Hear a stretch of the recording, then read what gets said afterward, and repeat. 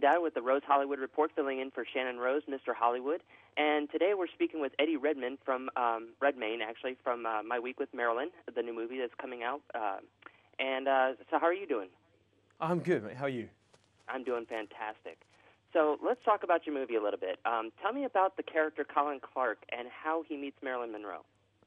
So Collin Clark was a real-life figure, not as iconic as Marilyn Monroe, but an young Englishman who was desperate to work in the movie industry and came from quite a sort of privileged background and managed to get a job through sort of family connections, working as a runner, as he calls it, a gopher, on the film that Laurence Olivier made with Marilyn Monroe called The Prince and the Showgirl. And so he was the lowest of the low in this hierarchy of a film set. But somehow, Marilyn Monroe was going through a crazy moment in her life, having just got married, but going through all kinds of problems, personal, emotional problems. And she sought solace in this young, sort of green, sort of sweet-natured guy. And for a moment, they had a sort of fairy tale romance. So how important do you feel Marilyn Monroe has been to the Hollywood scene? And what does it mean to you to be in a picture about a moment in her life? Well, I feel like I sort of knew so little about Marilyn Monroe. The whole film has been an education for me. But so much of what she created, her lightness, her capacity for sort of comedy, but also, of course, her iconic image seems to continually be reinvented and refound by other icons, over the generations. And it's been interesting with this film as it's been coming out. I've seen all this stuff in the British press and in American press of, fashion shoots with Marilyn's or clothes styles coming back into fashion. And I feel like it's a sort of timelessness to an era that she represented. So being in a film about her, or about a moment in her life, was a pretty daunting undertaking. But then when I found out that Michelle Williams was playing Marilyn Monroe, then that sort of eased my fears. And yeah, we certainly felt a weight of playing with history and playing with an icon, various icons that people have strong opinions of. But also it's just a story, and that's kind of what actors try and directors and writers try and do is just sort of tell stories. And it felt like too good a story not to attempt to tell. And if you had the chance to meet Marilyn in person today and ask her anything, what would it be? What would it be?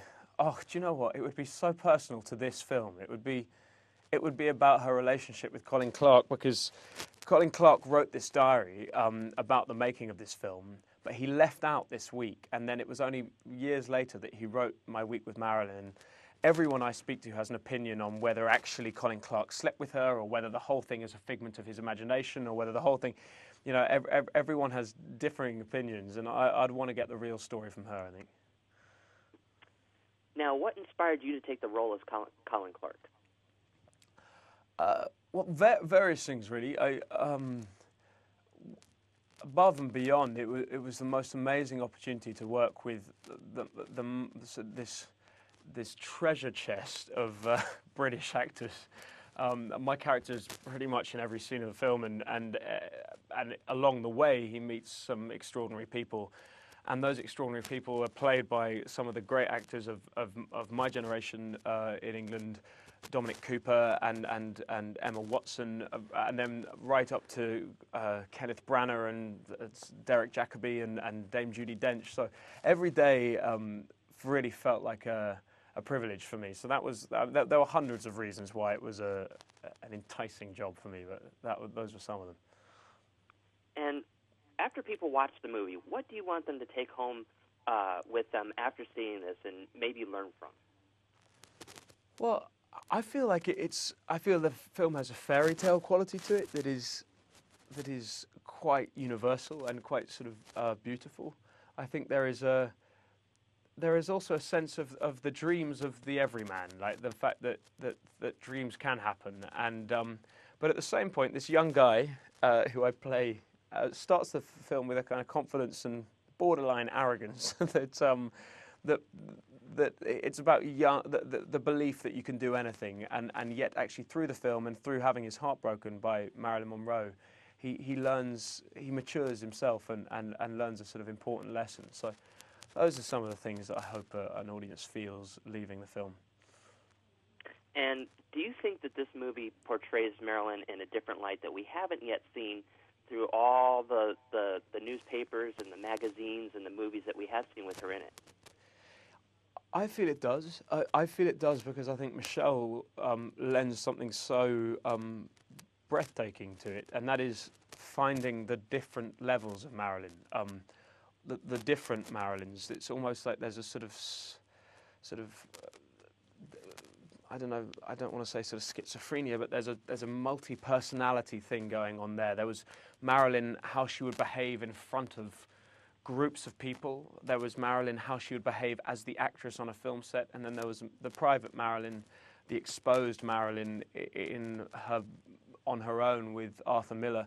And I feel that is perhaps something that, I mean, books have been written about it, so, but the sort of peeling those layers of the onion, as it were, off to see this very fragile whole is something I think unique to Michelle's portrayal of Marilyn Monroe.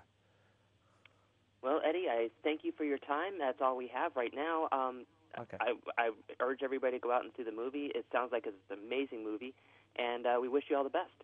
Thank you so much, mate. See you again. Thank you. All right. Bye.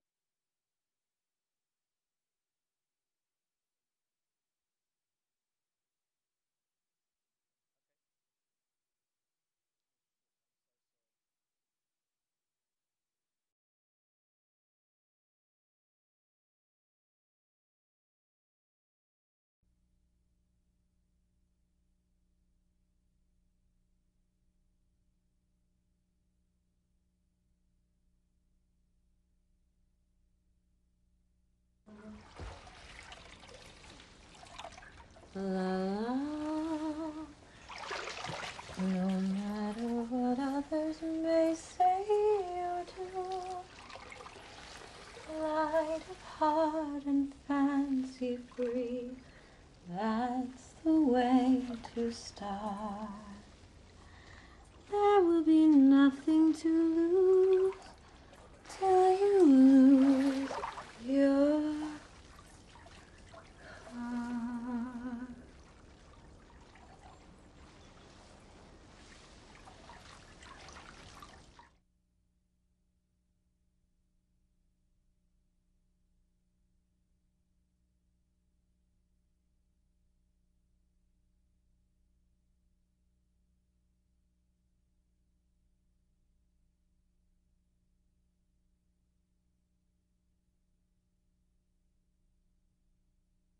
Started this heat wave by letting my seed wave, and in such a way that the customers say that I certainly can.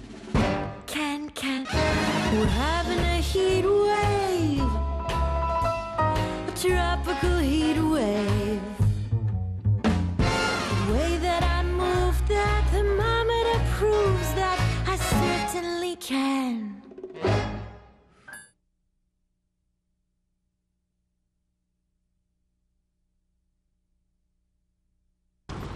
Get in. Any problem, Roger? No, just dropped by to take Collin out to lunch. You're not taking him to Maryland. Oh, no, sir. Okay. You have a nice time, boys. Surprise! Jesus. Roger and I decided to take you on an adventure.